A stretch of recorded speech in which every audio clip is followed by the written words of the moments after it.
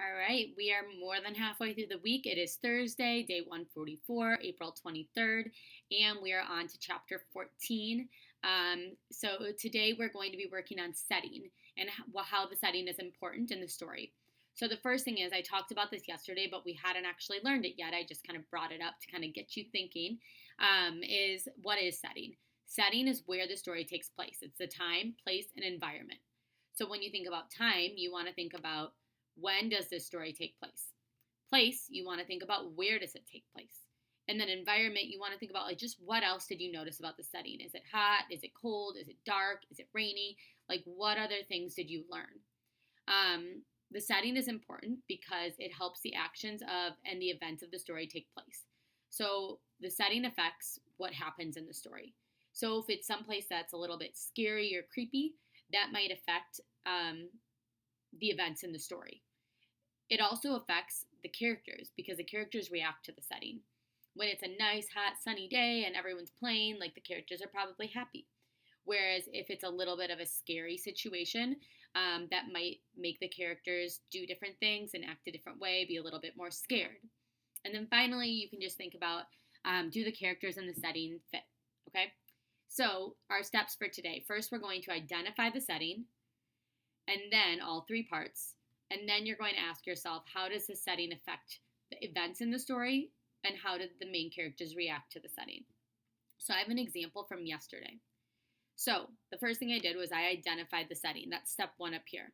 I looked at the time, place, and environment. So from the end of chapter 13 yesterday, at the end of chapter 13, the setting is daytime. They're in the St. Louis Arch, which is near the Mississippi River. Those were the big parts of where the story was. Then I want to think about the environment. The environment is dangerous. In this setting, the environment is dangerous because Percy is having a conflict with a monster, the Chimera. And obviously the monster woman is there as well. So that is what I would have said for that. So I included my time and place, and then I gave like a little bit of detail about the environment. Now I'm going to ask myself these two questions. How does the setting affect the events in the story? The setting of being in the St. Louis Arch affects the events of the story because Percy is alone. He's stuck at the top of a building with a monster. So being in the arch is really important because it's so high up in the sky and there's only like little elevators to get them down. So it's really important that that is the setting because otherwise maybe he could run to a friend, he could run away, but he's stuck in the top of a building. The other thing that's important is that it's by the Mississippi River. So at the end of chapter 13, they start to talk about that and we know that if he's by water because he's the son of Poseidon, that helps him a lot. So that's also really important because that will affect the events in the story. The fact that he's right by the Mississippi is important because he's the son of the sea god. And then finally, the next question I ask myself is how does the main character react to the setting? So Percy is very scared. In this part of the story, he tells us that through his thoughts a lot. He does not know what to do. He does not think he's going to survive. So I put Percy is very scared and feels that he will not survive when he realizes he is stuck at the top of a building with the monster. Okay? So that is how I did setting for chapter 13. You are going to do the same thing. So you are going to have to first identify all parts of the setting. Where does the story take place? So I'll actually type that here.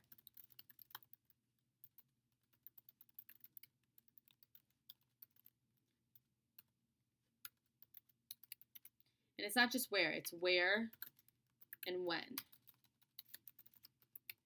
And then again, you want to talk about the environment. Then you also want to talk about how does it affect the events in the story? Why is it important for him to be there? And then how do the main characters react to the setting? All right, this is a short chapter. So we'll read through it pretty quickly. I might ask you a few questions while you're reading it, and then you'll get to do your response, and we'll be on to chapter 15 tomorrow.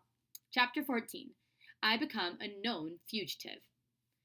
I'd love to tell you I had some deep revelation on my way down, that I came to terms with my own mortality, laughed in the face of death, etc. The truth? My only thought was, ah!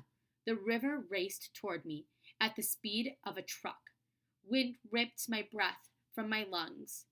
Steeples and skyscrapers and bridges tumbled in and out of my vision. Then, flaboom, a whiteout of bubbles. I sank through the murk, sure that I was about to end up embedded in 100 feet of mud and lost forever. But my impact with the water hadn't hurt.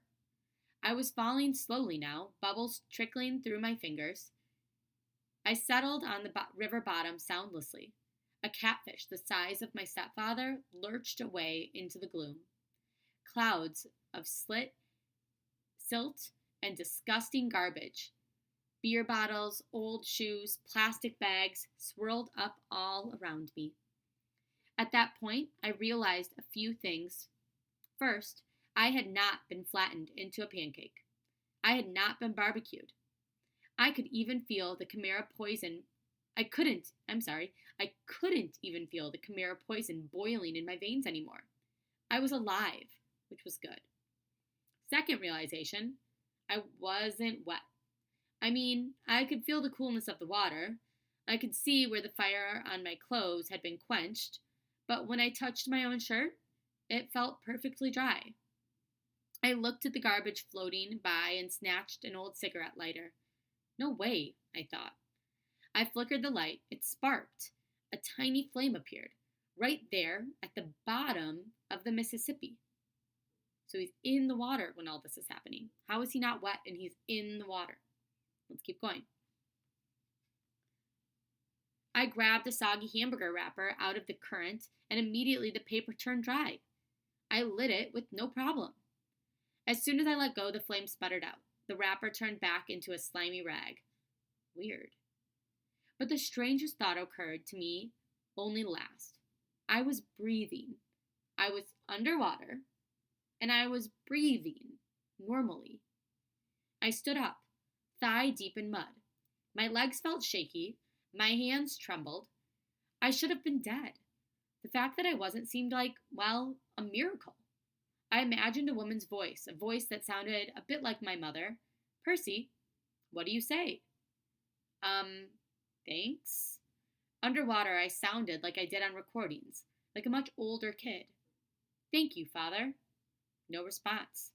Just a dark drift of garbage downriver, the enormous catfish gliding by, the flash of the sunset on the water's surface far above, turning everything the color of butterscotch. Why had Poseidon saved me? The more I thought about it, the more ashamed I felt. So I'd gotten lucky a few times before. Against a thing like the Chimera, I never stood a chance. Those poor people in the arch were probably toast. I couldn't protect them. I was no hero. Maybe I should just stay down here with the catfish.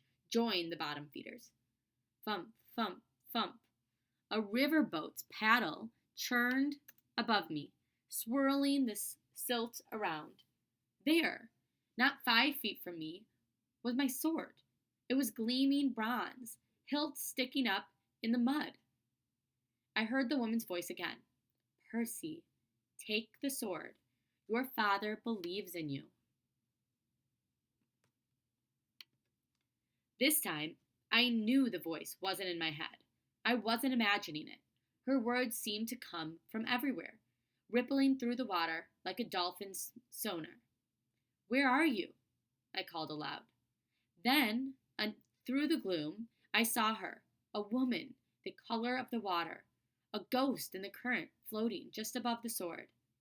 She had a long, billowing hair, and her eyes, barely visible, were green like mine. A lump in my throat, I said, Mom? No, child.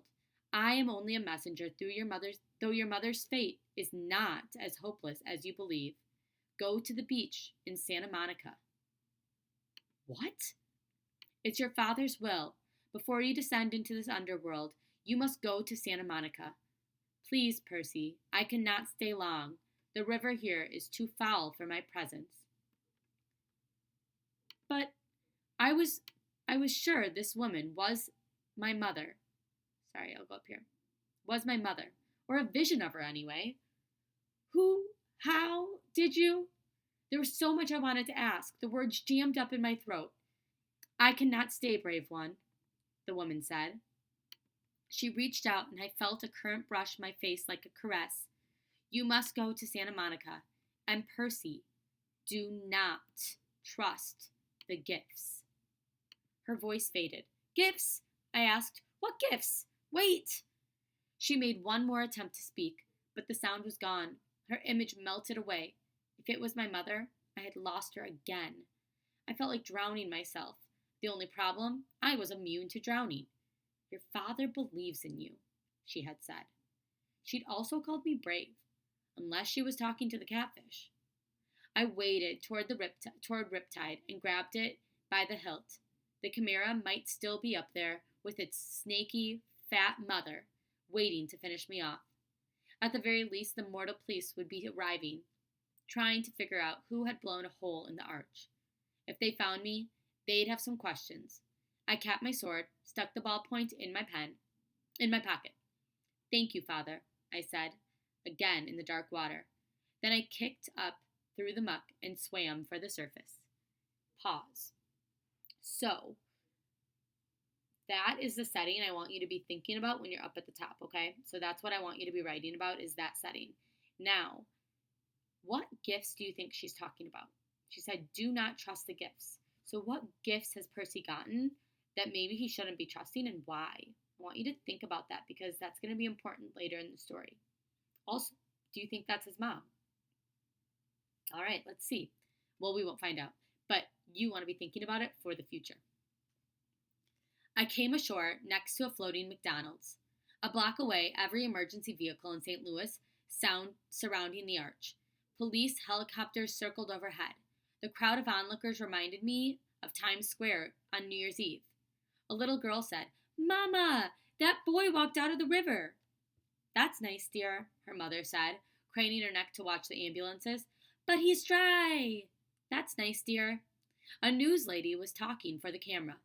Probably not a terrorist attack, we're told, but it's still very early in the investigation. The damage, as you can see, is very serious. We're trying to get some of the survivors to question them about eyewitnesses' reports of someone falling from the arch. Survivors? I felt a surge of relief. Maybe the park ranger and that family made it out safely. I hoped Annabeth and Grover were okay. I tried to push through the crowd to see what was going on inside the police line. An adolescent boy? Another reporter was saying. Channel 5 has learned that surveillance cameras show an adolescent boy going wild on the observation deck, somehow setting off this freak explosion. Hard to believe, John, but that's what we're hearing. Again, no confirmed fatalities. I backed away, trying to keep my head down. I had to go a long way around the police perimeter. Uniformed officers and news reporters were everywhere. I'd almost lost hope of ever finding Annabeth and Grover when a familiar voice bleated, Percy! I turned and got tackled by Grover's bear hug, or goat hug. He said, We thought you'd gone to Hades and the hard way. Annabeth stood behind him, trying to look angry, but she seemed relieved to see me. We can't leave you alone for 5 minutes. What happened? I sort of fell. Percy, 630 feet? Behind us, a cop shouted, Gangway! The crowd parted, and a couple of paramedics hustled out, rolling a woman on a stretcher. I recognized her immediately as the mother of the little boy who'd been on the observation deck. She was saying, and then this huge dog, this fire-breathing chihuahua. Okay, ma'am, the paramedic said. Just calm down. Your family is fine. The medication is starting to kick in. I'm not crazy. This boy jumped out of the hole, and the monster disappeared. Then she saw me. There he is! That's the boy! I turned quickly and pulled Annabeth and Grover after me. We disappeared into the crowd. What's going on? Annabeth demanded. Was she talking about the chihuahua on the elevator? I told them the whole story about Chimera and Kidda and my high dive act, and the underwater lady's message. Whoa, said Grover. We've got to get you to Santa Monica. You can't ignore a summon from your dad. Before Annabeth could respond, we passed another reporter doing a news break, and I almost froze in my tracks when he said, Percy Jackson, that's right, Dan. Channel 12 has learned that the boy who may have caused this explosion fits the description of a young man wanted by the authorities of a serious New Jersey bus accident 3 days ago. and the boy is believed to be traveling west. For our viewers at home, here is a photo of Percy Jackson. We ducked around the news van and slipped into the alley. First things first, I told Grover. We've got to get out of town. Somehow, we made it back to the Amtrak station without getting spotted.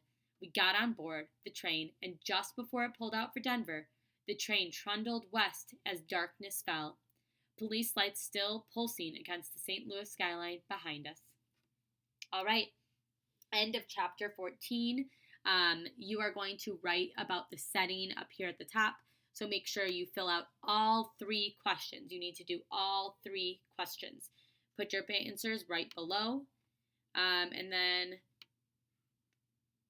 the setting goes until it's pretty far, until about right here. So this is where you want to be looking for your answers. All right, I will see you tomorrow. We'll learn more about Percy Jackson. Bye.